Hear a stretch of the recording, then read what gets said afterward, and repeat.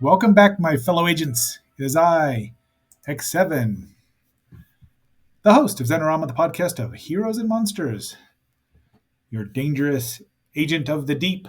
No, that doesn't make any sense either. Still working on it. Be that as it may, today we are going to be looking at the much maligned and yet still oddly fascinating movie from South Korea, Yongary, the monster from the deep, or as it's known in Korea, or South Korea, that is, literally the great monster Yongary, Daikosu Yongary. I don't know. Most of us of a certain vintage saw it this way on television, full screen, dubbed in English, and that's the only way you really can see it because only a 48-minute fragment of the actual Korean version is still extant, and it's not the full movie. So this is how we see it. But before we get too much further into this, please like, share, subscribe, leave a comment, and if you want to be notified, hit the bell. Other than that, let's look at the first. Let's look at the titles here, just from the television version, and we'll go about the.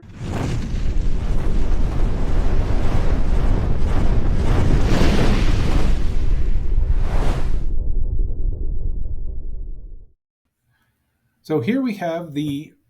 This is from the Orion video cassettes that were released in 1989. We'll see a preview of them toward the end because there's no real trailer for the movie because it never was. It was not released theatrically, at least in our country. I don't think anywhere else either. But so all we're going to see is the opening title credit here because it's a little different, and we've already heard the music. All right, have you got that?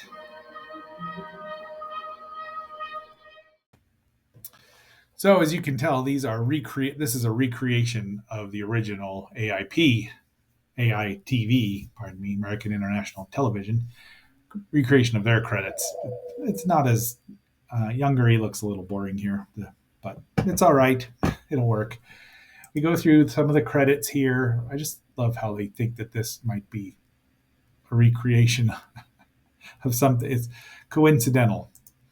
So we start out with a wedding at a rocket base, and they're saying that she's going to marry the other one, and then we see this little shit with his itchy ray. Could have killed him. Is it? I don't know. My skin is itching so. So that's Icho, and he's a little shathid and probably should have been beaten, but that's the other inventor that they were talking about. Let's see, they gave him their names down here. Ilo, who is pretty much the hero of the show. They're copying the Japanese version, the Japanese monster movies of 1967, 66, and onward, because they've got the little boy. I mean, it's right out of Gamera.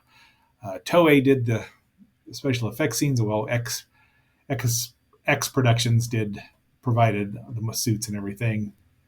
It was written by Kim Ki-duk and directed by Kim Ki-duk, etc. It runs 80 minutes, the US version. We don't know how long the Korean one ran, and it was released August 13th, 1967 in Seoul, and then sometime later in this country on US television by AITV, dubbed by Titan or Tetra, depending on who they were by then. And it's dubbed well, but it's very interesting because lots of people just lump this right in with the Japanese monster movies because it's got a guy in a suit or an actor in a suit, stuntman, whoever. But it's very much, you can tell it's not Japanese if you're noticing it, because it's South Korea. This was after the Korean conflict, or whatever you want to call it. Little robots, and they're very westernized here in South Korea. So there was a big movie.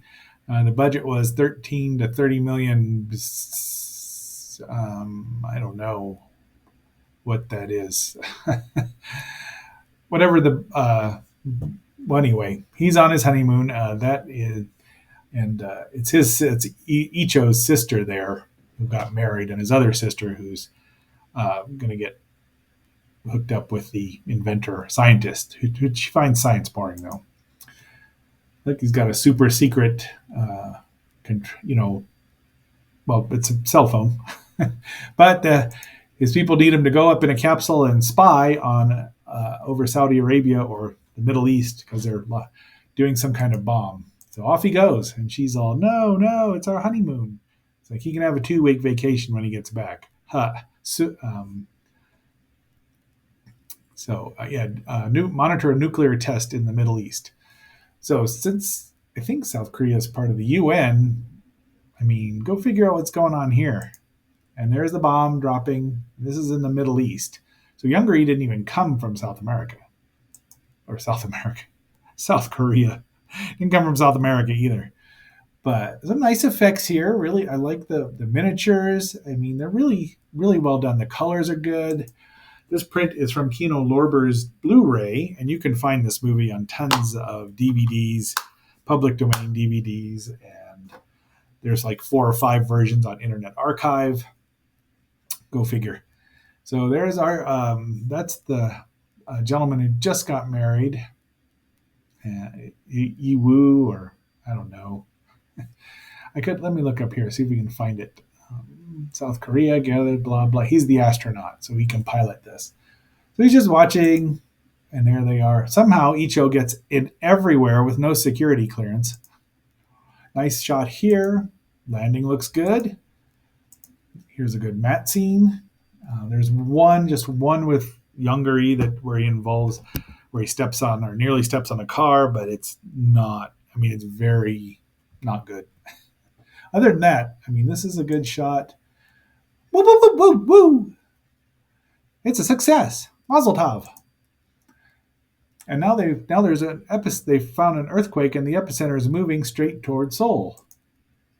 And just nice. And there's our first shot of Yongary's back, and you'll see him in a moment after he has an accident, but he gets a picture of the beast because they're trying to figure out what the heck's causing this earthquake to move like that. And they talk about how, there's a legend of a monster who moves underground. Yongary, yeah. And then they're like, it's Yongary. There's the picture right there, and they're like, well, it must be Yongary. Beautiful South Korea. And here we go. We're about 30 minutes into the movie here before Yongary makes an appearance proper. There he is.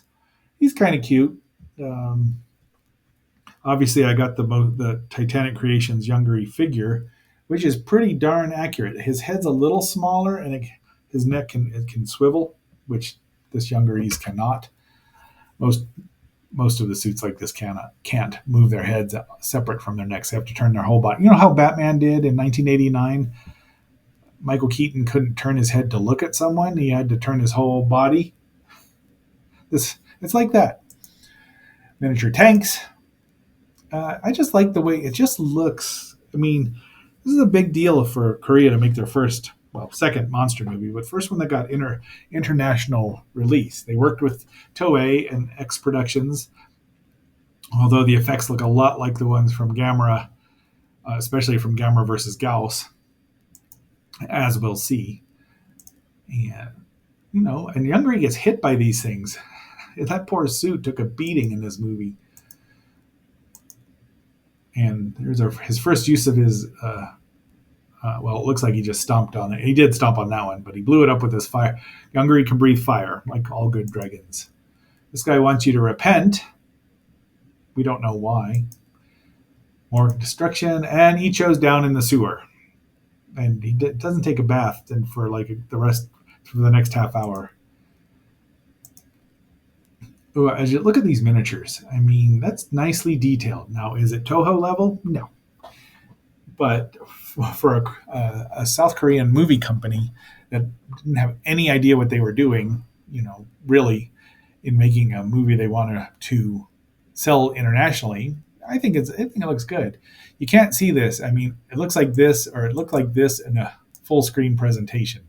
So you lose detail, and of course they were grainy by the time Orion got around to releasing. They released 4 movies: Yongary, Monster from the Deep, The X from Outer Space, Gappa, or the Monster from a Prehistoric Planet, and of course Godzilla versus the Smog Monster, which is much prized because they also released all these on on laser discs, and some of them got laser rot, which I'm annoyed to find out is can infect some DVDs where they just don't play, even ones that you purchase.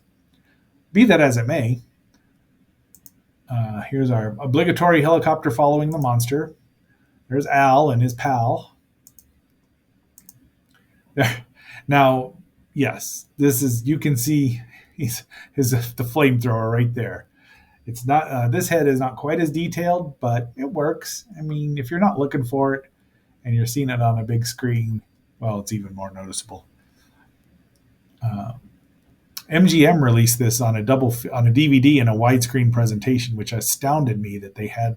It still astounds me they have a widescreen version of this with the useless movie Conga. I've seen that. Well, when Sven showed it, I watched it. It wasn't as bad. I shouldn't call it useless, but it's really not about. It should be called Crazy Scientist Makes Plants and Apes Bigger or something like that. There's Icho. He wants to be a hero in a half shell, but he has no turtle power. I love this shot too. This is just a beautiful shot of Yongary. And see, he's filthy. Crawling around the sewer. He's probably got all kinds of germs in him. Now he's watching. He's the one that discovers Yongary eats oil. So oil and gasoline. So kind of like Gamera, but and Icho shuts it off, causing Yongary to have a meltdown because he can't get any more food. And then somehow he gets this powder on him, which causes them to itch and dance. And they're watching him on their closed circuit televisions. Where are these? Who's taking? Maybe that's. I guess this could be coming from the helicopter if it's there. So he goes back filthy and tells his father. I think that's his father about the itching. Then he goes steals the light again. He's already been in trouble once for stealing it, and it's a thing. And makes him itch. And is that the? And then because they're trying to get him away so they can shoot him away from the city so they can shoot him with missiles and kill him. So his is where they show him eating. Obviously, it's just a reverse effect, and it's almost hidden that nozzle. But I can understand why they wouldn't. Why that doesn't even look like there's the actors in it, which is smart. Launch the rockets, and then they try dropping some of the ammonia stuff on, which makes him itch and fall asleep. But the rain comes down, and Elo wants to improve his formula. And look at the little Shathid grabs the itching ray again. Oh, and I think we're going to have to... so there he goes. Another shot. Nice process shot there with the little kid hiding from a monster who can't even see him. Zaps him. The horn glows. Then he zaps him in the eye to wake him up. And then this...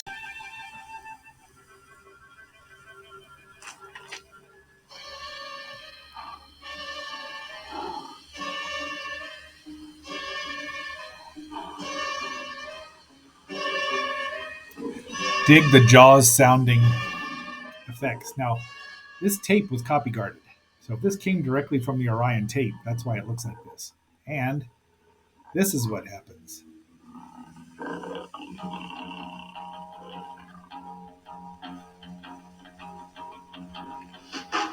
Hey, he's dancing.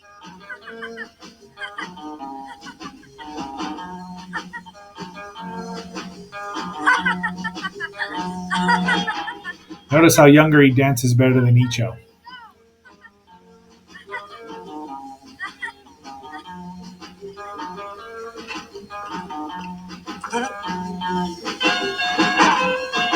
Why do monster movies always have surf music in them? What's that?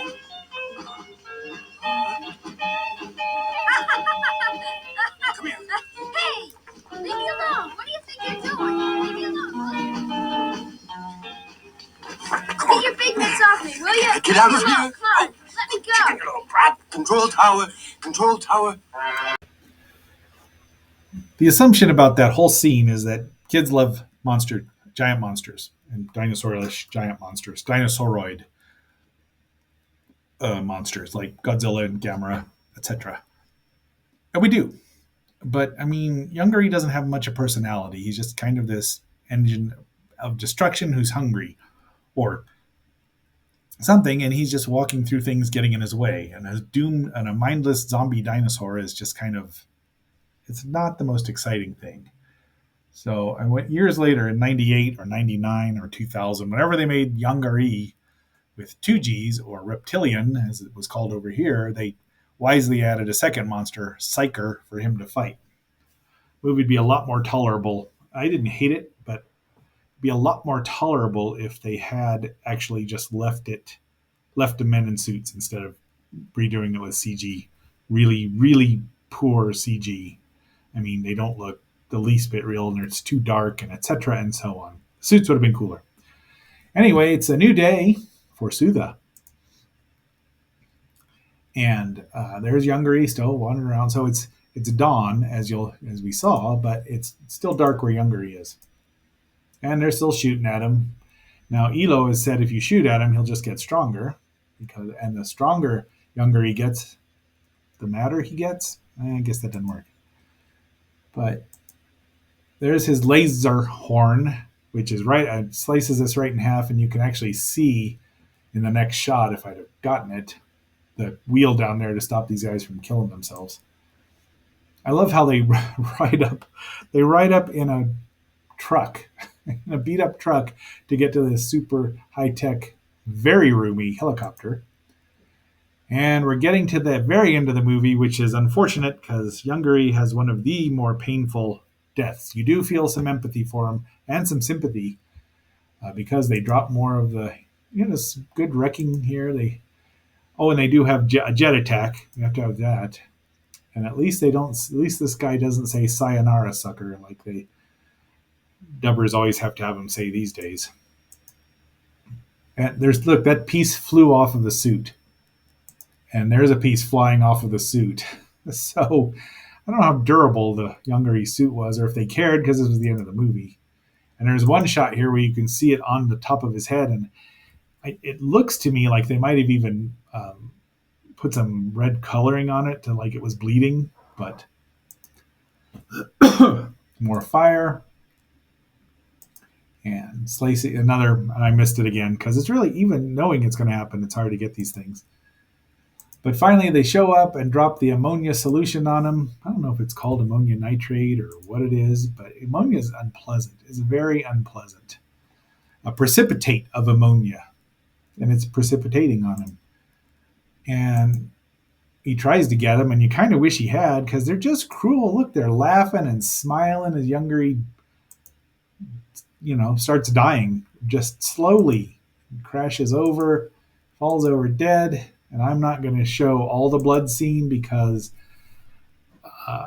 when you watch this full screen, you didn't see. This is kind of how you saw it, right there, as opposed to where it looks like it's leaking out from. I mean, but at least Wikipedia says that he bleeds out, his body bleeds out. And dies from blood loss. That's all it says. And violently bleeding from his body. I never thought about I never gave it a thought until people started making jokes about it. Poor Yongary, you do feel sorry for him. And then they just leave him there. I mean, they're going to dissect him, right? He's dead. They got him, if he's dead, because, don't see what happens. But they never show what happens a lot of the time. But they have a big press conference, and Elo gives Icho some props. And he wants Elo to marry his sister soon. Is that what her name is? Suna is her name. And so she finally says yes in front of witnesses. Yeah, because being coerced into a marriage is going to make things last.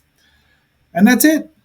That's the end of the movie. You get another shot of the older brother-in-law going back into space. So, my fellow agents, that's the movie. I should have pulled up something here to have a sound effect going on. Let's see if I can get this without that. We'll just go with, nope, not that one. This. Godzilla wieder da. Größe, schreckliche, So faszinierende. today we're going to have two. Godzilla, das Urwelttier, hält eine ganze Armee. That's the German trailer. But until our next assignment, you'll get two of these at the end there. This is X7 signing off. If I can ever get back over here to get to the next Godzillas Todespranke. page. There we go. Got to end right. Godzilla's Todespranke. Godzilla wieder da. Größe, schrecklicher, faszinierender denn je. Godzilla, das Urwelttier, hält eine ganze Armee in Schach. Und selbst Hochspannungsleitungen und Raketen können ihn nicht aufhalten. Unter seinem Feueratem verglühen Panzer wie Streichhölzer. Godzillas Todespranke. 6, 5, 4, 3, 2, 1, 0.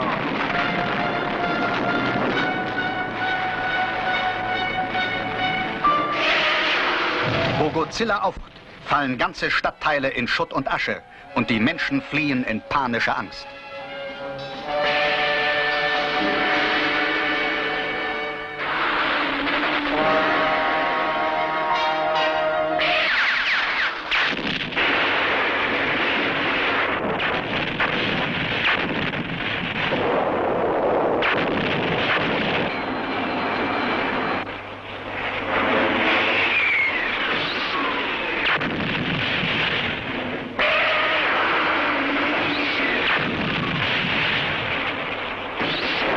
Godzillas Todespranke.